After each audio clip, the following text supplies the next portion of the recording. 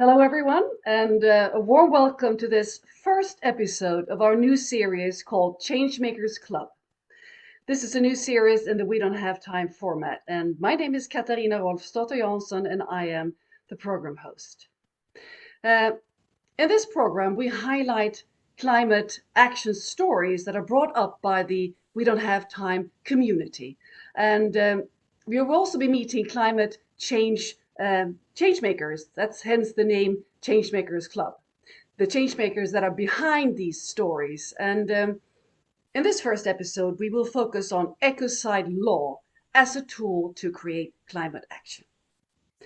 But before digging into this main topic, we will explore how you as a community, this is all built by community, you're all members, it's free, and how you as community members can use your power, unleash your power on this platform by using the different tools that are at hand. You might already know that We Don't Have Time is the world's largest platform for climate reviews, and this is the way to create climate action. And the different ways you can act and interact on this platform is by sending climate love. This is one. You can send praise by sending out climate love on the platform for companies or other actors that do good stuff for the climate. And likewise, you can send climate warnings to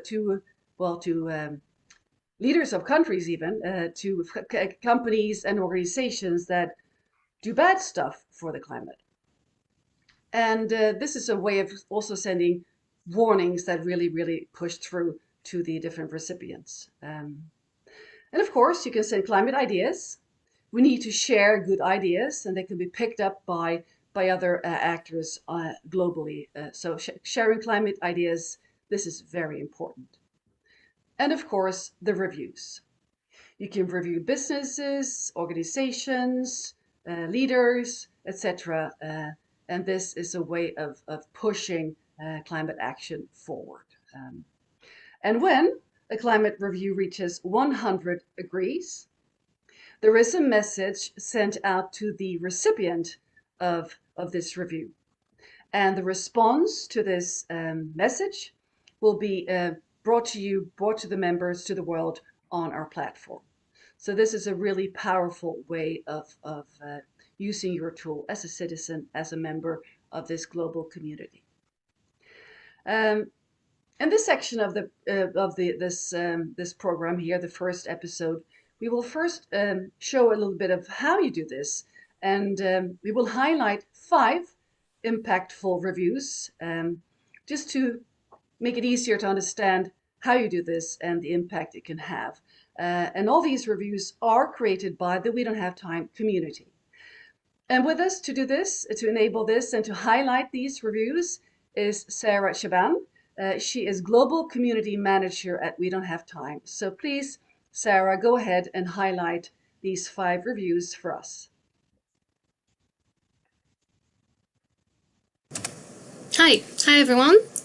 Some of you might already know me, but I'm Sarah. Thank you for taking part in this first Changemakers Club. In this first section of the program, we highlight impactful climate reviews. Impactful doesn't mean that they got the biggest number of agrees on the platform, but it means that they are very interesting and well-written stories and on current issues. So we're going to start with some reviews that are first climate loves, so highlighting positive climate action. Let me click. Yes, so the first one was sent to Marino Morikawa. He is a scientist in Peru who has created a new way to clean lakes. He's using a powder compound that attracts contaminated particles to do so. And then the contaminated areas can be cleaned very easily thanks to this new invention that he created. I believe that's great to see someone who is so dedicated to saving the environment and his childhood lake, and I think that's great because that's also an invention that could be scaled up and used to clean other lakes in the future. So I hope you will enter these climate love reviews and enter the climate dialogue with us. Then another topic that has created a lot of engagement on our platform. It's a climate law sent to SSAB, which is a Swedish steel production company, and they have come up with the first fossil fuel-free steel. And now they're starting to collaborate with different car production companies such as Mercedes-Benz and even Volvo. So these kind of topics are quite popular on the platform because it's a very important step for a very polluting industry. So it's great to see them shared on our platform as well. Then we'll go and jump into climate warnings. These are more highlighting negative climate actions or inactions instead. And the first one was sent to the European Commission. It's quite recent. It's a study that shows that Europe won't reach its 2030 target, and instead, when it comes to the reduction of greenhouse emission, instead it will be reached in 2051, which sounds a bit late. It's not the first time the EU Commission receives climate warnings, and we hope this time they want to engage in the dialogue with us and try to explain how they're going to invest in climate instead. Another climate warning was sent this time to a politician and not an organization. He's a Republican politician in the US, and he thinks we can cool the climate by turning on the air conditioner. That would almost be a funny story if the situation wasn't so dire and this man was running for election again. We don't have time for climate denier as politician anymore, so let's hope that this climate warning creates a lot of engagement.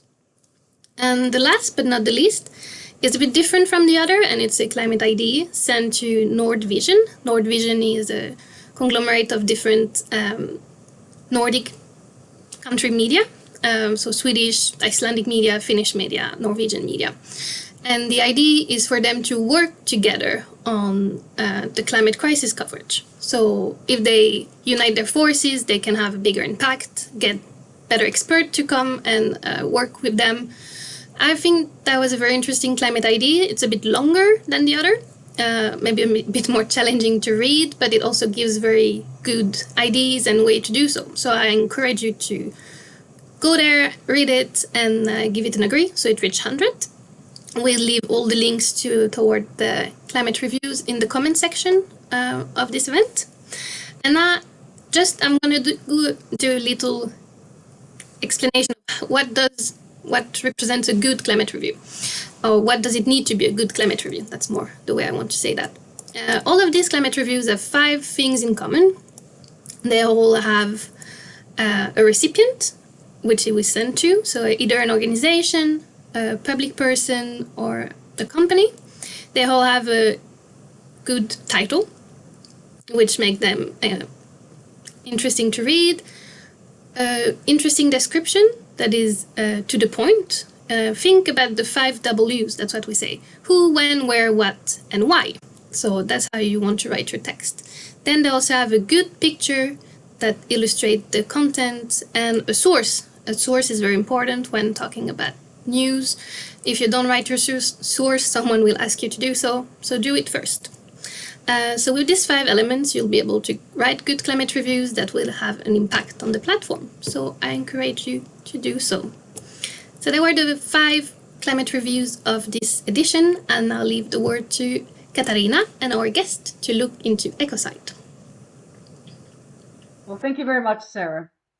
It's now my pleasure to introduce the first 2 guests on this new concept, this new program, and they are fabulous people that have worked with Ecocide Law for quite a while. And I'd like to start by introducing the first guest, Pella Thiel, by reading, actually, because this is a very fascinating and introduction of her needs to be read out well, just like the next guest. Pella Thiel was awarded the WWF Award Environmental Hero of 2019, which is quite an achievement. I would call her a maverick ecologist that works with relational, systemic, and the activism is on a systemic level, and also change processes and leadership for a society in harmony with nature. Pella is an expert in ecology, expert in the UN Harmony with Nature program, and also co-founder of several Swedish hubs that work with this. For instance, the Swedish Transition Network and the End Ecocide Sweden also. Pella has a Master of Science in Ecology from Stockholm University, and the thesis that Pella wrote was on rainforest restoration in Ecuador. So a warm welcome to you, Pella Thiel. Our next guest is an equally fascinating person that has worked with this topic for a long time. Jonas Roupé, a warm welcome to Jonas. Jonas has a degree in business administration, political science, and also in philosophy and engineering. A fascinating combination. Former head of strategy at Ericsson, and Jonas has held several positions, several similar positions in several other companies, and is also an expert corporate advisor in his profession. Been advising privately owned companies, also stock traded companies and governments in this field. Has worked with business renewal and sustainable issues already way back since 1995, and is one of the founders of Ecocide Law Alliance. So a warm welcome to Jonas Roupé. Thank you. And the topic, sorry, for this first section, this first episode of this Changemakers Club was not randomly chosen. This topic, this theme has been very much highlighted on the We Don't Have platform. It's been a hot topic that has created a lot of engagement and a lot of climate action in our community. Let's look at some of the reviews that has come up with in this field. So Sarah, would you please share with us some of the top reviews? And if you'd like to comment to Sarah, please do that. We have 4 stages to make Ecocide a law by Mohammed Farkan. And if you have any questions regarding the reviews or questions to the speakers, you can write them in on the platform here to them. And Sarah makes sure that the comments or questions will be addressed during this broadcast. We have another review called focusing on top international lawyers to make ecocide a crime against nature by Jacqueline Marcelli. Let's see, do we have more, Sarah, to show? Want to highlight some more? I think this is it. Not right now. But there have been many more, just so you know. There are many more. I'm just thinking how many we can share on this one. Right now, I'll show 2. I'll show these 2 at the moment. Excellent. So Jonas and Pella, some spontaneous comments on the reviews and what this platform enables in terms of ecocide action. Would you like to start, Pella? Pella, we cannot hear you, I think. Oh my God, is that better? Yes, great. Yes. Great. Yes, So spontaneous this is comments so on strange. the... Definitely, thank you so much. This is great to see because what we find is that the general support for making ecocide an international crime is very strong, but people don't know about it. So we don't know that this is something that's actually very possible to do. So it makes me so happy to see that you are actually, spreading the awareness of this powerful step that we want to talk about today. Excellent, thank you, Pella. And Jonas, any comments from you? I'm just delighted and honored to be here, and I think the platform is fantastic, allowing people to react and share. It's much needed, and it's a delight really to sit here and to hear you. And as Sarah said, there are many more reviews connected to Ecocide Law on the We Don't Have Time platform. So Jonas, for the viewers that might not be very familiar with this concept of Ecocide Law, could you please share with us the background of Ecocide Law? Yeah, thanks. So but I think I should start to say something about the Rome Statute and the International Criminal Court. So the Rome Statute, that is the governing document for the International Criminal Court that's located in Hague. It's a last resort type of a court. So if something cannot or for some reason isn't addressed in a national court, they can step in. And it's one of the most powerful legal documents, the Rome Statute, in the world. And it's assigned for the most serious crimes concerning the international community as a whole. And it overruns, or it is above other laws. And there are 4 crimes that exist today. There are, and then that is within the jurisdiction of this criminal court. They're collectively known as crimes against peace. The one is the crime of genocide. The crime against humanity is the second. War crimes is the third. And actually, ecocide is included in wartime, but not in peacetime. And the fourth is the crime of aggression. And what we're talking about here is the missing 5th crime, the crime of ecocide, destroying our shared home, you could say. It's climate, it's ecosystems, and so on. So, the Rome Statute, it kind of, in a way, dates back to after the Second World War, when we have, on an industrial scale, killed parts of populations. And the international community came together then and said, it's not enough to kill these people. We need another type of response. So the crime of genocide and the crime against humanity was drafted rather fast, actually put in effect retrospectively, which is not what we talk about here now. And in 1995, the Rome Statute was installed. And ecocide in peacetime was on the table, but under mysterious circumstances, it didn't come through. So 5 countries opposed and got it out of the way. And you can just imagine what would have happened if we had it already from 1995. And one of the very big responses on we don't have time was the simple 4-stage process to change the law. It's 4 steps. We are at step 0, you could say, which is about awareness and recognition, and also having a draft for proposal. And we have had quite in just the recent year, it's really a takeoff. So, for instance, the International Panel for the IPU, the Interparliamentarian Union for Democracy, having 197 member states, 194 have ratified, are in support of ecocide law in the Rome Statute. The European Commission is behind it. Several nation states have declared interest. France is behind it. Vanuatu, a small state, is behind it. Several other ones as well. And also, as Pella said, if you ask people in the general public if crimes against nature should be punished and prosecuted the way crimes against humanity is, 79% say yes. So it's kind of a no-brainer on that level. So, but the 4 steps to get it in the law is first, one member state need to come up with a proposal. When we have which Pella will go through that, a proposal from a panel of 12 international experts.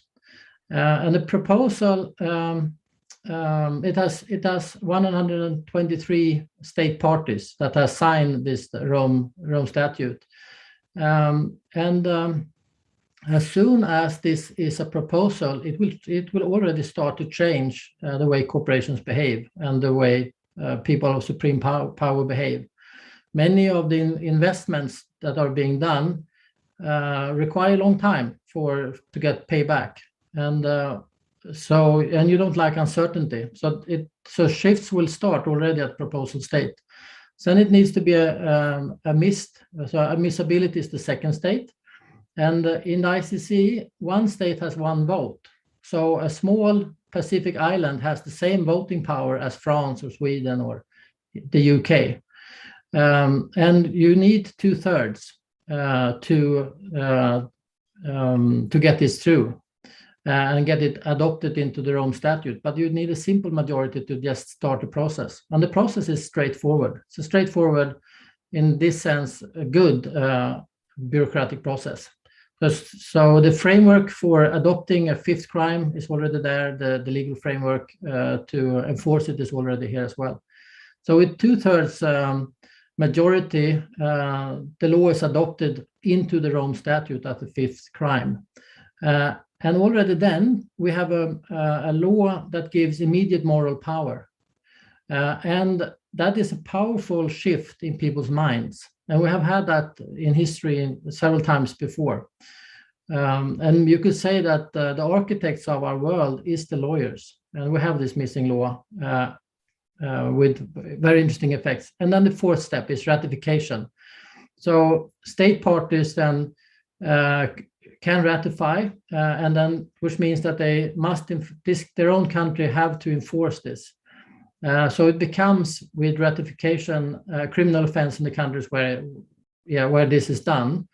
But any ratifying nation may, on its own soil, arrest a non-national for ecocide committed elsewhere, if they believe it's serious enough. So you have, considering the interconnected nature of our global economy, where you have people traveling back and forth, you have goods and raw material going back and forth, you have capital and investment going back and forth. This plays into our favor to make, in practice, something that is on paper an international law, a global one. So that is, in essence, the four steps. So, of course, you have to have a draft, and you need to be aware. You need to have a proposal. One state party can forward that. You have to admit it to start the process in ICC. And then you need 2/3 of a majority and then ratification. And then, so that's it. And we don't have to wait. We'll have very positive effects on climate and ecosystems already during the process. And I think, unless there is any question or comment directly, I think perhaps I have prepared you to hear the fantastic definition that has come up, which Pella, I think, is perfect to describe. If it's okay, I'd like to just intersect here with a question, because I think the viewers might be curious, just like I am, of the timeline, the possibility of the time framing of this being put in action. Yeah, that's a very good comment. Thanks. So we've been talking about that the first realistic point in time is next year in November, when ICC meets. But with these experts and then we also said and thought that it's probably a 5-year period before it's ratified. But the experts working with this now say that if the political will is there, it will go a lot faster. We can have it, admitted a lot faster, not next year in November, and the process to have it ratified could also be much faster.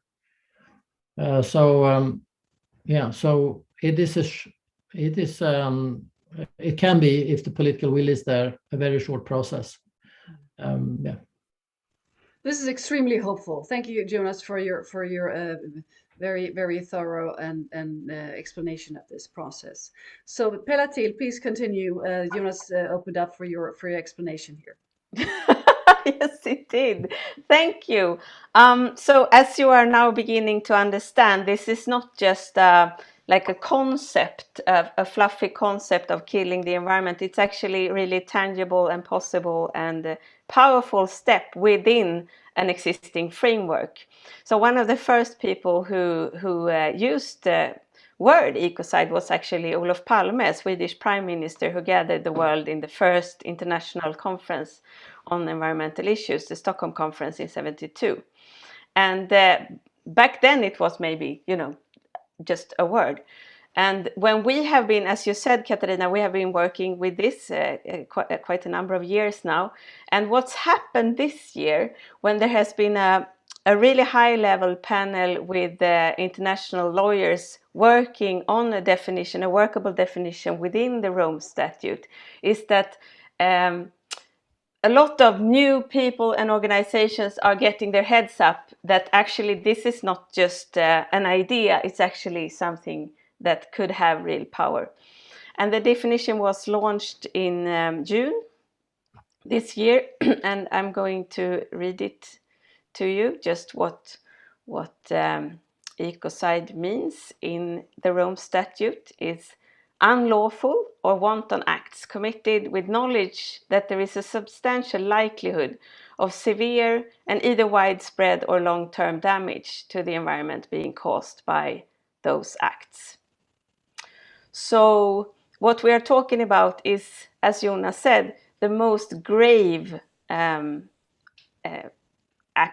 towards the environment, like the other crimes in the Rome Statute, is the most serious crimes, really.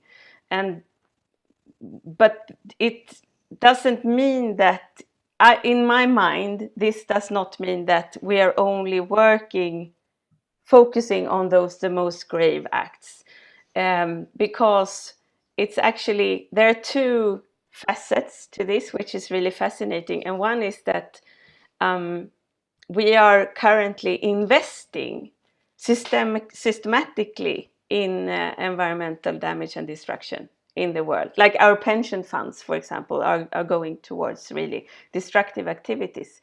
And once you say that the worst of those are illegal in such a powerful framework, that will shift investments. And it will be across the board. So not just, the companies being responsible, but the banks financing those, the funds, the insurance companies, because you don't want to finance something that's an international crime. So that's a very concrete thing.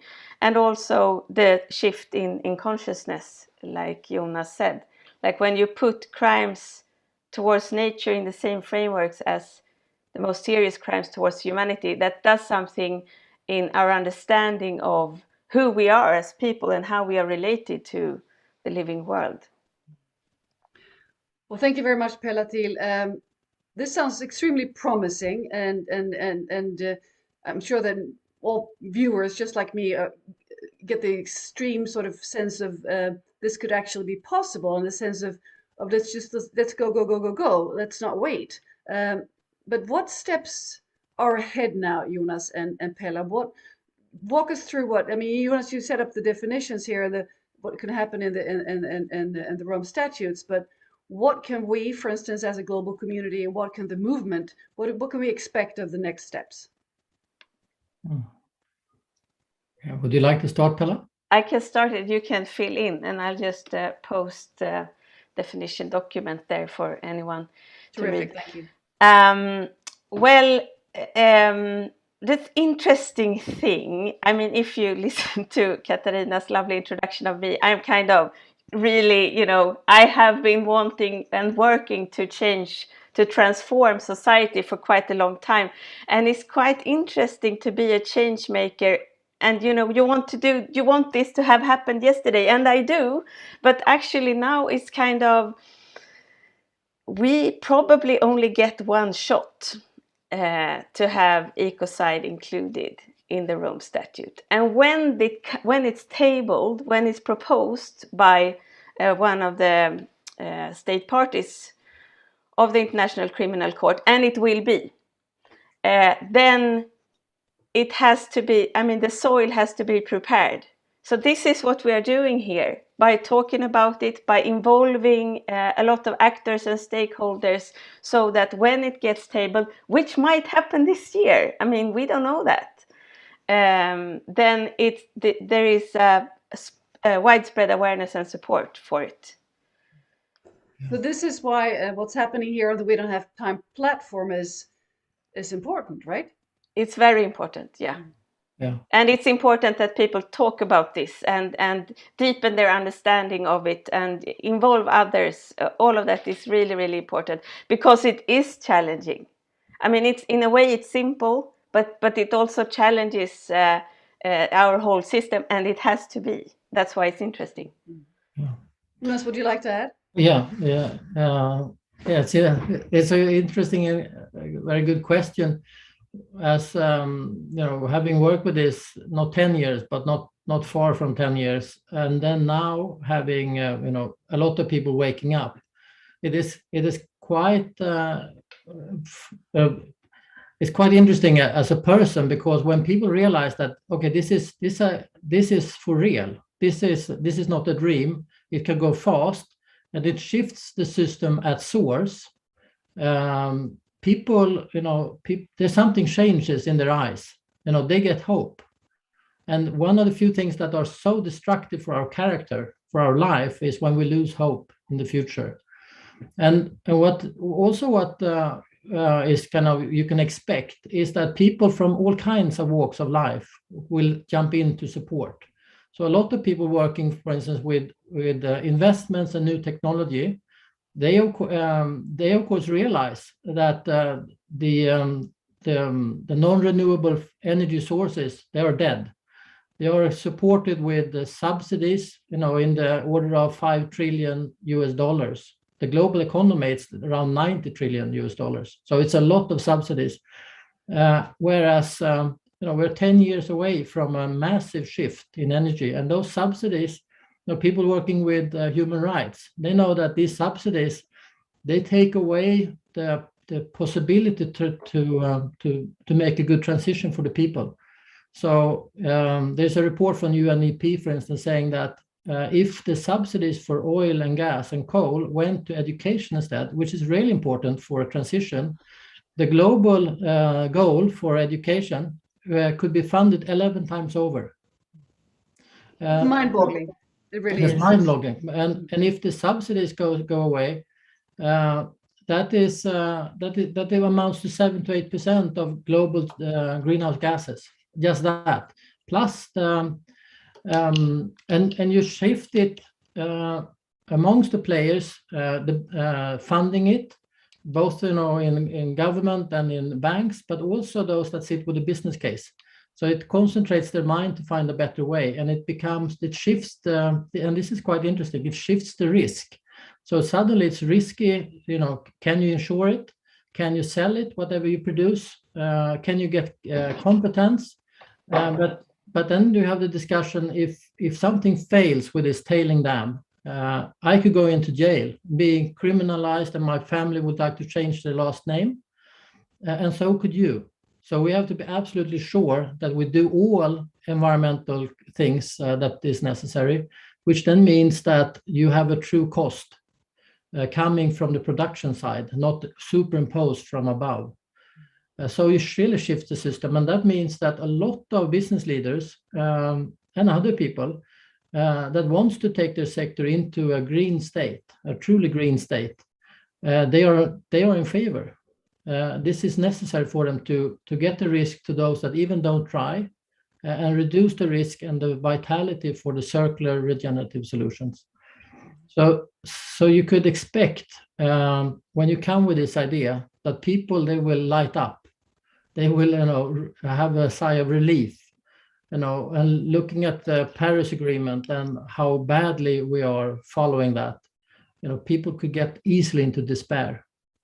But that doesn't mean that there isn't solutions. And I think also, even if you work with artificial intelligence, there is good reason to support Ecocide Law, because it puts a frame so that immense power we already have rolled out in our societies goes to something that is constructive and good for life on the planet, and not can go all over the place. So expect unexpected supporters. This is extremely fascinating. When you talk about it, it sounds like a silver bullet in a way. I'm not sure that that's the way you would like to frame it, but it feels like it could unlock a lot of actions and solve a lot of problems. And I've worked with climate change and climate action and sustainability for 20 years now as a journalist and moderator. And when I approached business leaders and policymakers, there's always been a debate back and forth of the clarity of the rules. I mean, Yeah. And from the business perspective, very often a demand, a wish for really knowing what are the rules forward in terms of investments. And if this comes in place, it will indeed be very, very clear what rules to follow. And that, of course, will make the stranded assets extremely visible. Yes. What those are. Yeah. Yes. Can I comment on that? Absolutely. So if you manage a business, what you don't want to have random penalties, random things that are forbidden, for instance. You'd like them to start with the worst things first. This is what this does. You don't like uncertainty. Your investors hate it. And this takes away uncertainty. You don't want to have unfair rules for French companies or for Swedish companies. You would like the same rules applied on the entire planet. This does this too. So there's several aspects, and you also would like the risks to shift from those that try to do green things for real to those that greenwash. So it does this too, but I wouldn't say it's a silver bullet because it doesn't fix everything. It doesn't, but what it does, it puts it starts with the worst crimes against the planet and puts the planet first, and then we can build economy around it, rather than the opposite, where anything can happen to the planet, and it doesn't matter, if it's bad or hugely bad. So it's a big step in the right direction and addresses some of the human rights issues, the fundamental ones, but not all of them, and so on. It doesn't address all the environmental crimes, but the worst ones, and so on. So yes, that was just my comment. So there's a good reason to really like it if you're a responsible business leader. Indeed. Thank you, Jonas. In some countries, lawmakers are using this new recognized definition already to criminalize eco-destruction and on a national level. So do you think this, you can give examples of the countries if you'd like, and do you think this is something that will happen on a national scale even before we have the Rome statutes in place? I would love to, but I wonder, Pella, perhaps you'd like to comment on it, or I could do it. You can begin. Shall I begin? Yeah. Okay. So thanks. So one example is the Athabasca tar sands in Canada. So the destruction of groundwater and plus the fact that they have taken away the foliage, all the ecosystems are gone. The area affected by this exploitation, if you get into a jet plane and then fly over it, it will take you 3 hours from one end to the other. So Canada is a huge country, obviously, and not very densely populated. But that doesn't mean that ecocide isn't occurring. It's huge. That wouldn't be possible if we had ecocide law in place. Another one is palm oil and wood production, things that we are sold as if they are renewable and good, but are causing huge deforestation in Indonesia, Malaysia, Ecuador, and many other places. And we have an economy that assumes that we have perfect information, which is nonsense, of course. We have oil drilling as I think it still goes on, but so for instance, when you do it in the Amazon, oil drilling, it's common practice that you have the gases torched throughout the days, the hours of the day, and in the evenings, and then in the morning you have a mountain of dead insects, which kind of destroys the function of the ecosystem. And you pollute the rivers, widely. So if you have a canoe, you cannot breathe unless you have breathing aids, when you paddle in many of these areas, for instance, in Ecuador. So those practices, if they would be allowed to continue, they couldn't be so large scale, and they could for sure not destroy natural habitats. And you also have the oil spills, for instance, the Deepwater Horizon, which were exempt, as far as I know, from having a backup plan. So that would be very dangerous if you're a decision maker. So you have several cases that we cannot stop them today. We could have had stopped them for a long time ago. And also there are other initiatives where Could I come in there, Jonas, please, a little that's bit? Perfect. Perfect. Yeah. So you asked about national implementation of ecocide law, and there are such initiatives in several countries. And that's important because nation states are sovereign. So that's kind of where the strong legal framework is today. And that's strong in a country like Sweden, but in many other countries like Ecuador, for example, it's not strong, it's really weak, which means that actors can come in countries with weak legislation and wreak havoc, like Jonas said, and nobody can really get to them. So what this law does is to kind of, Jonas used to call it an umbrella law, because international legislation on the environmental field at the moment internationally is a patchwork. It's totally non-coherent and with very weak principles. So, which means that it's basically without rules, the global economy. I used to think of it as a cowboy economy. And the most powerful actors in the world are the actors, and they don't have any rules. So many of those companies are much more powerful than nation states. And no one can tell them what to do and what to not do. So that's why we are focusing really on the international level. And that also means that it's going to be transposed to national level, because that's how the Rome Statute works. Thank you. Some of the viewers might have heard of smaller cases like the Magnolia case, the Aurora case that is now a case in Sweden, focusing on ecocide law. Smaller groups that really try to push this forward. Mm-hmm. What can you say about these cases? And there was one case in the Netherlands that gained quite a lot of media a few years back. Yeah, the Urgenda case.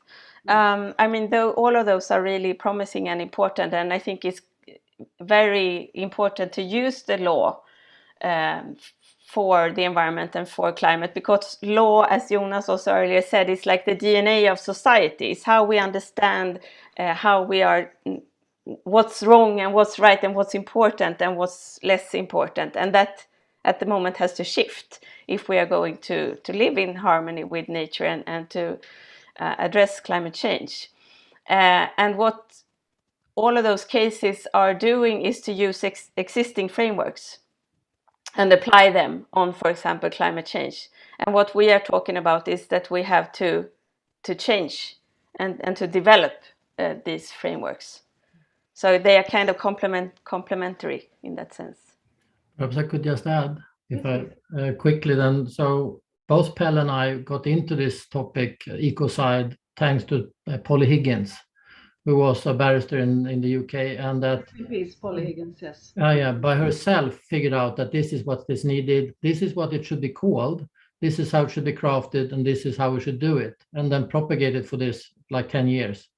And we were very fortunate to meet her early on in her struggle. But one of the things that she said then, and which is also very good with We Don't Have Time here, is that a lot of people back then, and still, they don't know that this crime has a name. So just naming the atrocity, ecocide, is a powerful thing just in itself, even if we are in a legal process at step 0. And it was a person that said that if we, with one word, should describe what we're doing to the living planet of which we are part, that word is ecocide. Does it encompasses everything? Yeah, well, it does, and it also, destroying the real fabric, or the very fabric of life. We haven't had a name for what we're doing to it.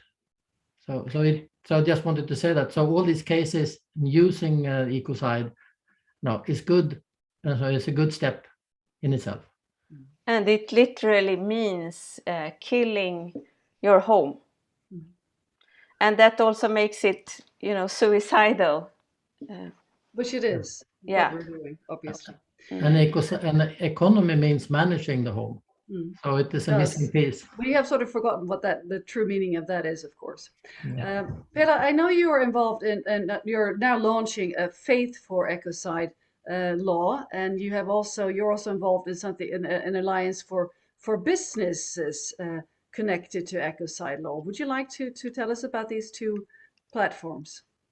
Definitely. And I'm putting the link there to our Faith for Ecocide Law initiative. So I will talk about that, and I will leave Ecocide Law Alliance, which is for business, to Jonas. Mhm. And so actually, these issues of sustainability and how we live with nature and on this planet, they are actually existential issues, I believe. So they challenge us to reimagine how we're going to live to have a future together. And who are skilled at existential issues? Well, the religions, the faith communities, they have a lot of experience of thinking about that. And they're also very active since many years in climate issues, many of them.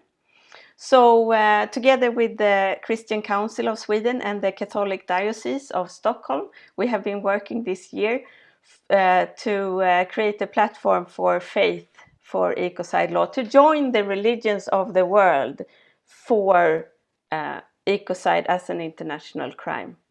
And this is so fascinating and promising, and we're launching it next Thursday, September 16th, and we're inviting everyone. And it's really great that there are people coming from literally all over the world to take part of this. And I'm so excited about that. It's like, to me it feels like, however you know God, or however you know the gods, I think we can agree that we need to respect and protect nature. And that is the platform that we want to launch here together with a lot of religious voices. Beautiful. It's such a uniting force for Yeah. the religious leaders all over the world. Also, yeah. Jonas, the Ecocide business, the Ecocide the Ecocide Law Alliance, which is related to the business world. Please tell us about this. Yeah, thanks. Yeah, it's not so surprising that it's easy to confuse. There is an Ecocide Alliance, which is for parliamentarians, and we have Ecocide Law Alliance for business, so it's easily confused. So we launched that platform just a week or so before the definition was launched, to put it out there. So we're starting it. It's an international platform for businesses across the world. We will have Scandinavian companies first, probably, or in majority in the beginning, since we have the Stockholm Plus 50 conference in Stockholm, in a year. So we have a somewhat of a Swedish focus a little bit in the beginning, but we are really an international platform.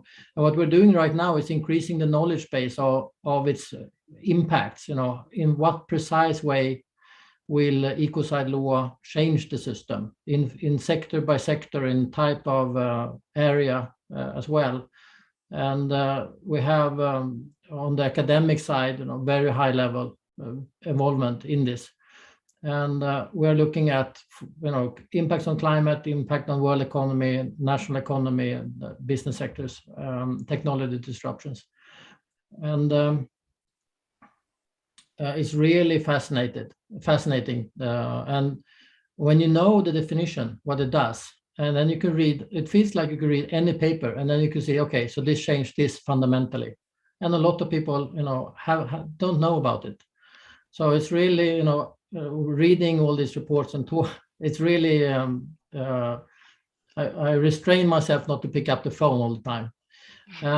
And we have the platform to gather voices and facts from the corporate side, so that basically the purpose of it is it's not companies that vote, it's heads of state, but it's a big step for a head of state. The timing, when is the timing correct to drive this? What will happen? What will happen to jobs? What will happen to the social insurance system? What will happen with our economy? Which people will hate me for doing this? And the more you look at it, the less worried I think you are. But being a head of state, you might not have much time to delve through all the buts and ifs. So we're doing it for them. So Jonas, what is the response has been from the business world from this alliance? Yeah, we have had very good response. We haven't really picked up the speed yet, so we are doing that, and so the focus is more on the knowledge base for the moment. But the response is really good. And they say, so one business leader says, I don't want to have anything to do with people committing ecocide, just as I don't want to have any subcontractor doing trafficking or arms deals. So I want a law that takes them away. And a lot of big companies say we have a big problem of really knowing exactly what the subcontractors do in other countries. We don't have time to be several times a year all across the world with our corporate staff. So we would like to have a law that makes this simple. The same goes for some of the parliamentarians in the European Union. So, and we have, which is a problem for many companies, we have a lot of frameworks that you could say are bureaucratic, requires skyscrapers of bureaucrats to manage things top down, whereas you'd like to have a solution that fixes much of it from the bottom up. And some of the banks says that they feel it's arbitrary, it's random if things are exploding in media or not. It would be nice with a framework that says this is absolutely not allowed, and it is same for all the banks or the insurance companies. So yes, that's the rules in a very clear way. I'd like to turn to Sarah here, see if we have any urgent questions from the viewers that you would like to put forward to Pella or Jonas. If she... I'm here. I think they have answered many questions in a way, but there was one. What is the response from politicians when it comes to ecocide? Because now you talked about how business leaders could actually take this role because politicians are not acting. But have we seen some politician engaging in the question more personally, maybe? Excellent question. Yeah. Would you like to answer that one? Yeah. So on the personal level is a good add-on, because I think it's actually individuals, like individual politicians who are really feeling the need for better policy, better frameworks. They are leading this space. And we have had a number of those. Like Jonas said, many parliamentarians, many representatives of governments from countries like Vanuatu and the Maldives, which are basically, they don't have anything to lose because they are losing their territory. But also countries like in Europe, France, Belgium, Luxembourg, Finland. And there are initiatives now from the UK and Scotland, which is interesting when it comes to COP26. If we could have a powerful voice from there, would be really interesting. And also from Chile is one of the most recent initiatives. So it's actually, since we have been working with this for a long time, as Jonas said, and it's been like holding a very powerful and to us interesting idea, but it has been viewed as, nice and needed, but sadly impossible. And it's really very interesting to be working with an idea that goes from impossible to inevitable in such a short time. And this is also what's happened after the launch of the definition, is that many more interested parties also from politicians are coming in. Mm-hmm. So follow this space. Sarah, we can take one more question if you yes. There is a good one. I think a good one could be, there's someone asking, what can we do as citizens to increase the chance of making ecocide a global crime? So, thank you. Would you like to take that, Pella, as well? What can we do? Well, as I said, we can talk about this and we can learn about it and we can engage people. Like, who else would want to know about this and who could add their voice? So if you have people, so for us working with those initiatives for business and faith, I mean, do you have people who are in those sectors and would like to be involved? Involve them. Because this is not just us doing this work, it's actually all of us who can do that.